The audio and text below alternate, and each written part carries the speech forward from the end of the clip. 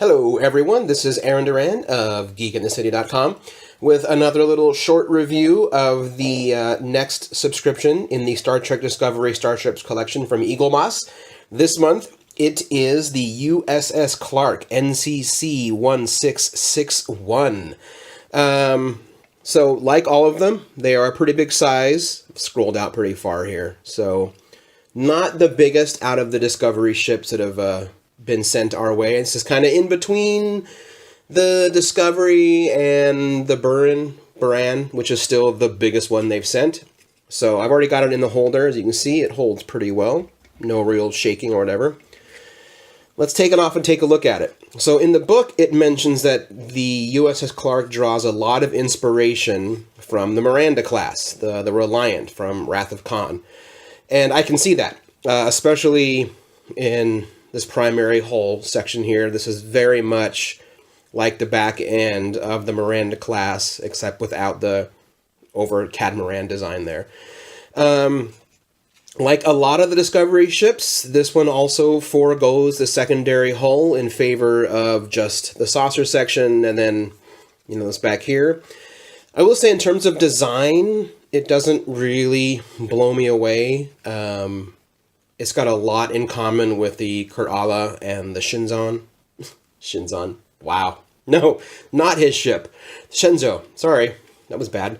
The one thing I do like about it, and you really only see it when you come up out at headlong or from the aft here, I really like this little, just right here, the little pylon, little shift right there.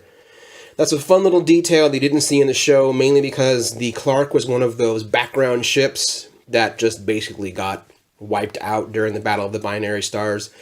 In the booklet, it mentions that this was also one of the first ones that they had explored the idea of incorporating the round nacelles, which we will soon see in episode 2, or season 2, episode 1 of Discovery with the Enterprise showing up. But this still has the standard we've come to expect from Discovery-era ships of this squared nacelle.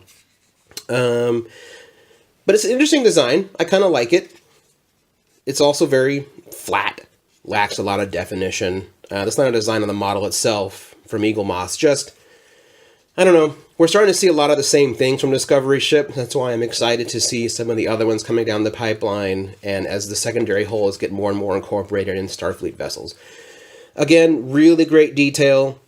The saucer section, the bridge area, has some very smart detail work on it. I like the paint scheme. Works really well.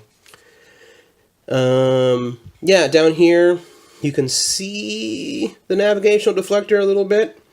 But like with all of these, the detail has been really strong, very well done.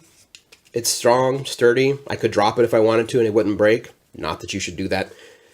But, yeah, while the ship itself is not one of my favorites from this line, I will say that the design is strong. As always, the Eaglemoss stuff is well made. And it will be a fine collection to my ever-growing Starship Discovery starships here. So, yeah, holds pretty well.